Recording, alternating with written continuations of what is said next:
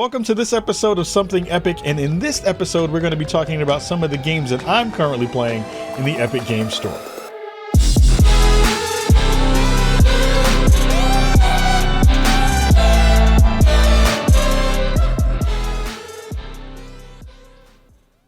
So first up we have Ghostbusters Unleashed.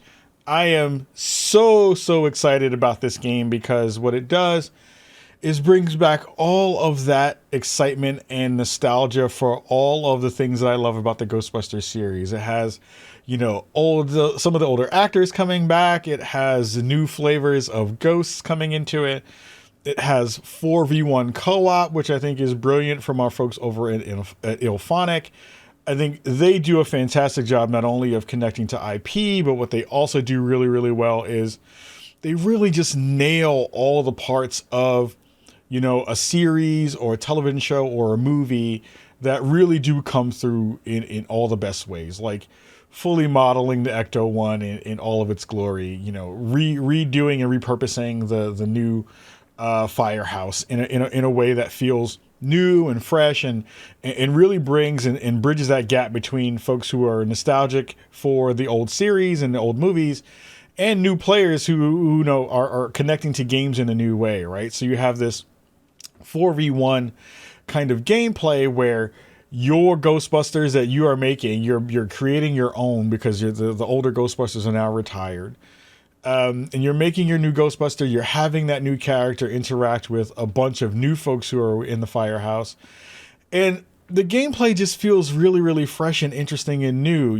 What you're trying to do, it's a little bit of prop hunt with a little bit of capture the flag, which are the ghosts in the game.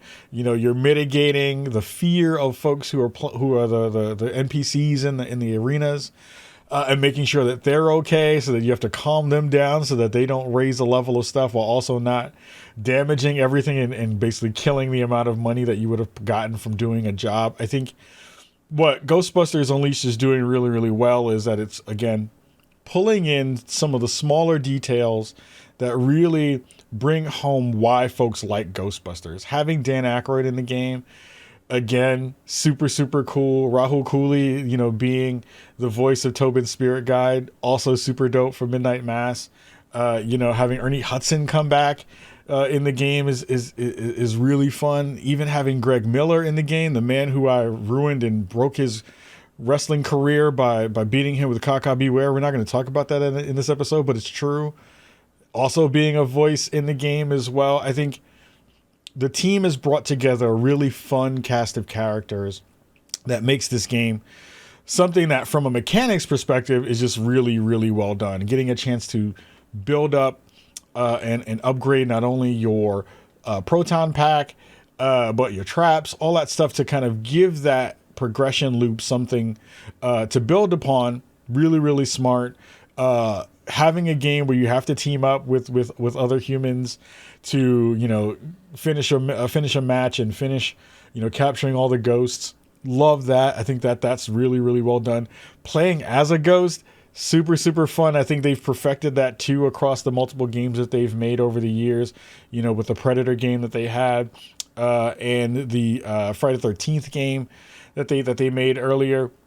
I think they've learned and really mastered that isometric, multiple humans against one other, kind of overpowered human player. They've mastered that gameplay loop in a really fantastic way. So Ghostbusters Unleashed, super dope. I've been playing a ton of it, been looking for more people to play alongside me and play with.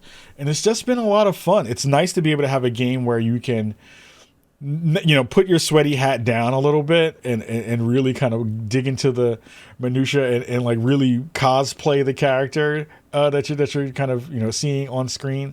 Those things are fantastic. I love that as a mechanic. I love that I get a chance to do that in those ways. It's always super fun, and every time I get a chance to play it, I'm having a blast with it. So Ghostbusters Spirits Unleashed, very good. Very excited for more of it. Definitely go check that out because I'm playing a ton of that as well right about now. The other game that I've been going back to has been Battlefield 2042. That game has been marred with a lot of different issues.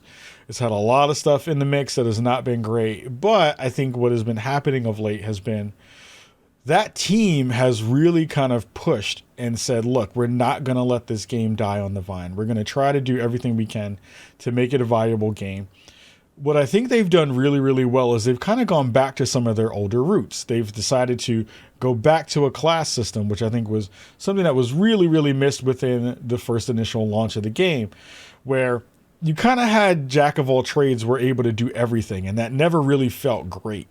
You know, being able to feel like you're specialized in a thing and feel like you can actually have impact on a team is a huge deal. It changes the way that you think about that stuff in a real tangible way. And it's made it so that, you know, those parts of the equation when you wind up getting into matches just feels really good. You know, again, I still think they have a pretty big hill to climb, but what they have done has been really pretty remarkable in terms of, you know, almost turning a corner on a game that a lot of folks didn't think was going to continue to be in the space for a while, with Call of Duty being really, really good this year, with Halo kind of faltering, with Apex Legends still being probably one of the better shooters of all the shooters out in the space right now. It's been really cool to see Battlefield 2042 continue to grow and build upon what they initially built. I think some of the stuff that they've done in terms of reformulating and rebuilding some of the maps have also been good in terms of figuring out good and better sight lines. Because one of the hardest things about Battlefield currently is like you sometimes just don't know where you got shot from, and that's not a good feeling as a player. It makes you feel like you just don't know where to look, and that's not helpful, especially when you have a game where you have almost 160 people on a map. That can be really, really disparaging. It cannot feel good. It cannot feel good to not know where things are going to happen. So you can't really like focus in and figure out where you want to go. Can't really figure out exactly how to kind of build tactics.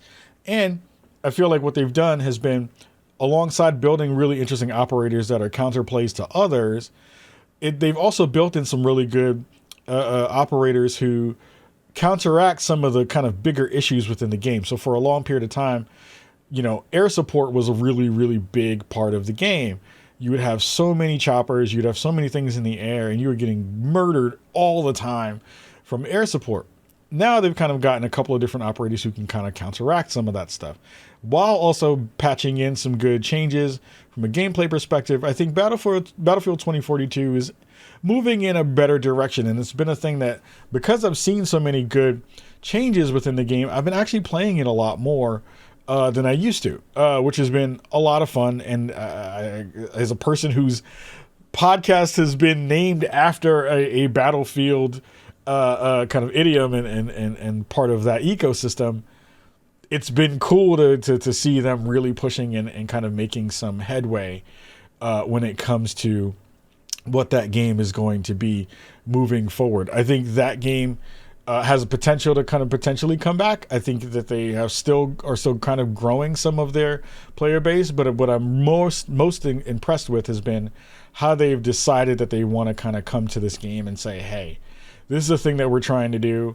We have a vision here. We're still trying to push this game forward in a way that makes a lot of sense, and we're hoping that you're all going to be in that space together with us, which has been pretty fantastic and super cool. So shout out to the folks from EA for not giving up on Battlefield 2042, for all of us Battlefield players who are still holding on and trying to figure it all out. It's been a lot of fun to kind of see that happen as well. So our last game that I've been playing, and I think you should definitely be checking out in the Epic Games Store, is Need for Speed Unbound, which has been super dope. I think one of the coolest things about this game is that they are really digging in and leaning into culture, car culture, urban culture, hip hop culture in a real big way. They had the big A$AP Rocky announcement, which has been a huge deal for that. And this game is like one of the prettiest games I've ever seen. I don't have a PC copy. I'm playing on console. If it looks even like the console copies just look phenomenal. I don't even want to know what the PC versions of this game look like in this way. I have been playing a ton of it. It's in the store now. I'm going to go cop another version of it to play on PC. But holy crap, this game is fucking fun. It's so cool. It's amazingly fun. Getting a chance to build up your crew, getting a chance to kind of race all these other cars, all these really beautifully rendered cars. And they've done this really dope thing from a visual aesthetic of they've added this kind of cartoony cell shaded version that basically is like a overlay across not only the cars when you're doing stuff, but the characters themselves have that kind of cell shaded, almost Jet Set Radio vibe to it. Story so far has been pretty good. It's been, kind of Fast and Furious-esque, random person who decides that they want to race cars comes to the forefront. They have some family connections to a lot of different people, and they're building that out as a part of a story arc. But the thing that it lands is just racing. The racing parts of this game are phenomenal. Getting into a cop chase or being chased by cops, it feels really good. Getting into the apex of a turn and hitting that drift perfectly, and then hitting the outside of that curve and then jetting down into the city, which is also like, you don't think of like the city as being a character in games like this, but the city in this game, it feels like you're rolling around in a city that is not full of life because there aren't a lot of people on the street.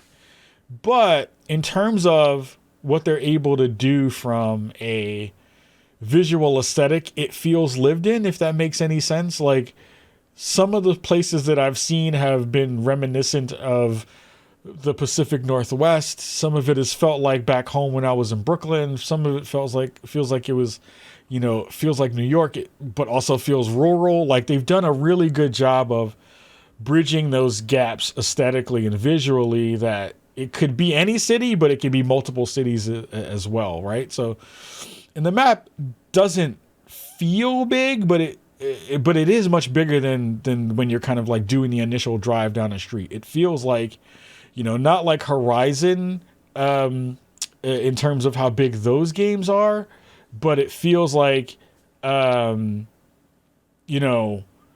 much bigger space that you get a chance to kind of play in.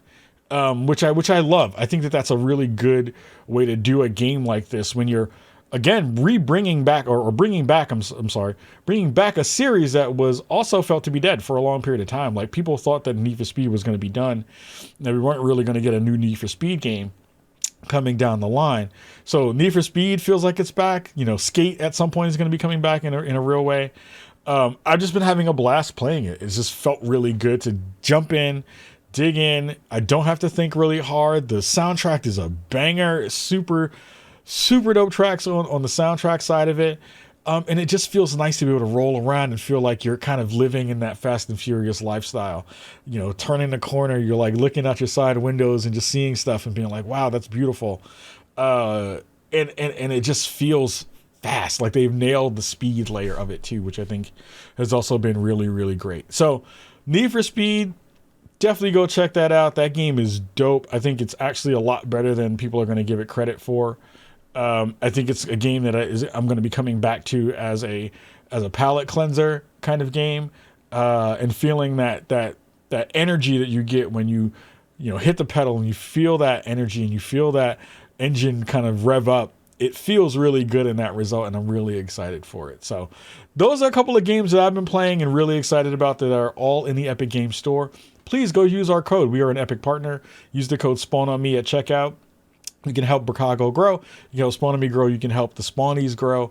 That'll be coming in January. All of those to say, Something Epic has been a fantastic project to do. Massive love to our friends over at Epic for making us Epic partners and supporting the show.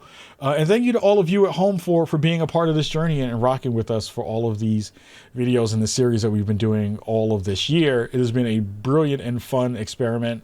I would love to do more of these, and I want to figure out good ways to do more content like this that is not just in podcast form. So much love to you all. Make sure you're checking out the rest of the series, and we'll see you very soon with another episode of Something Epic. Much love and peace.